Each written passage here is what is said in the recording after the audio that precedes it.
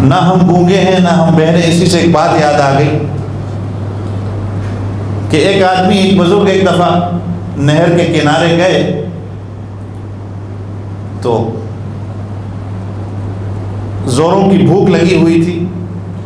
دیکھیں اللہ تعالیٰ راستے کیسے بناتے ہیں. توجہ آپ میری طرف رکھیں کہ ایک بھوک لگی ہوئی تھی تو نہر میں پھل ملا، سیب. اس کو کھایا. چونکہ بھوک لگی تھی، اب کھانے کے بعد خیال آیا کہ یہ تو کوئی تو اس کا مالک ہوگا، کسی کے باغ سے یا کسی کے ملکیت کے درخت سے یہ سیب گرا ہے تو میں نے کھایا ہے، میں نے تو اجازت نہیں لی. اب جہاں سے پانی آ رہا تھا اس طرف چلے گئے. اب وہاں جا کے ایک آدمی ملا تو اس کو کہا کہ یہ سیب بظاہراً جہاں سے گرا ہے یہ باغ آپ کا ہی لگتا ہے، یہاں سے میں نے سیب کھایا ہے، تو اللہ کے لیے مجھے معاف کر دو، آپ سے میں نے اجازت نہیں لی. یہ کوئی الف لیلوی داستانیں نہیں ہیں. اب اس بندے نے دیکھا کہ یہ تو بڑا، ایک صرف سیب کی خاطر سوچیں کہ اللہ کے لیے مجھے معاف کر دو، میں نے آپ کے اجازت کے بغیر آپ کی ملکیت سے ایک چیز کھائی ہے، میں اور آج آپ کیا کیا کر رہے ہیں.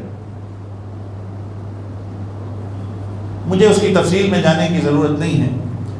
اب انہوں نے کہا کہ آپ نے جو ہے نا میرے باغ میں 1 سال کام کرنا ہے. اب کہا ٹھیک ہے، نہیں کرتے تو معافی نہیں دیتا. 1 سال گزر گیا، کام کیا ان کے باغ میں. اب سال گزر رہا، پھر آئے معاف کر دیں. بلا اجازت کیا کھایا؟ 1 سیب. دوسرا سال بھی ہوا، انہوں نے کہا کہ دوبارہ کام کرو 1 سال اور مزید،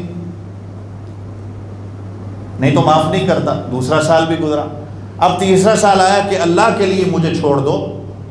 تو کہا کہ ایک شرط پہ آپ کو چھوڑتا ہوں کہ میری بیٹی ہے اس سے نکاح کر لیں، اور میری بیٹی جو ہے وہ لولی لنگڑی بھی ہے، اندھی بھی ہے، بہری بھی ہے، گونگی بھی ہے. اب سوچو، اب سوچ میں پڑ گئے. اگر نہیں کرتا تو یہ بندہ معاف نہیں کرتا مجھے، کل قیامت والے دن اللہ کو میں نے کیا جواب دینا ہے. اللہ تعالیٰ دیکھو راستے کیسے پیدا کرتے ہیں. اللہ ان کے لیے کیسے راستہ مہیا کرتے ہیں. چنانچہ حامی بھر لی، ٹھیک ہے میں نکاح کرتا ہوں. کل کو قیامت والے دن اللہ کے ہاں تو میں سرخرو ہوں گا نا. اب نکاح ہو جاتا ہے. جب اپنی اس دلہن کے سامنے جاتے ہیں، اللہ اکبر کہتے ہیں کہ میں نے اتنی خوبصورت عورت کو دیکھا. تو میں کہنے لگا کہ آپ کے والد نے جن سے میرا نکاح کا مجھے کہا تھا وہ شاید آپ کی بہن ہوگی، کہ لولی لنگڑی، اندھی اور فاتر العقل بھی. تو کہا کہ میری کوئی بہن نہیں ہے، میں وہی ہوں جن کے میرے والد نے کہا تھا. تو مطلب کیا تھا آپ کے والد کا؟ آپ کے والد تو کہہ رہے تھے کہ آپ تو فلاں فلاں ہیں، اندھی بھی ہیں، بول بھی نہیں سکتی، سن بھی نہیں سکتی، قوت سماعت یہ سب کچھ نہیں ہے. تھا اس کا مطلب میرے والد کا یہ تھا کہ نابینا یہ ہیں کہ جب سے اللہ نے بلوغت عطا کی ہے میں نے کبھی کسی غیر محرم کی طرف نظر نہیں اٹھائی. اس کا مطلب یہ ہے کہ نابینا ہے. جب سے میں نے ہوش سنبھالا ہے میں نے کبھی کوئی غلط بات نہیں کی. اس کا مطلب یہ ہے کہ میں گونگی ہوں. قوت سماعت کا مطلب یہ ہے کہ جب سے ہوش سنبھالا ہے میں نے کبھی کوئی وہ بات نہیں سنی جو اللہ کے حکموں کو توڑتی ہے. اور لولی لنگڑی کا مطلب یہ ہے کہ جب سے میں نے ہوش سنبھالا ہے میں نے اپنے والد کے گھر سے کبھی ان کی اجازت کے بغیر باہر قدم نہیں رکھے.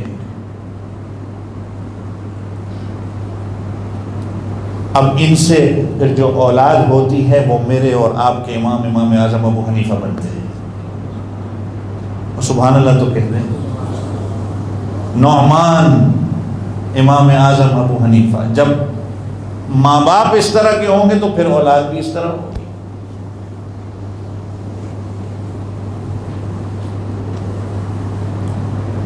تو دیکھیں اللہ تعالیٰ کیسے راستہ پیدا کرتا ہے.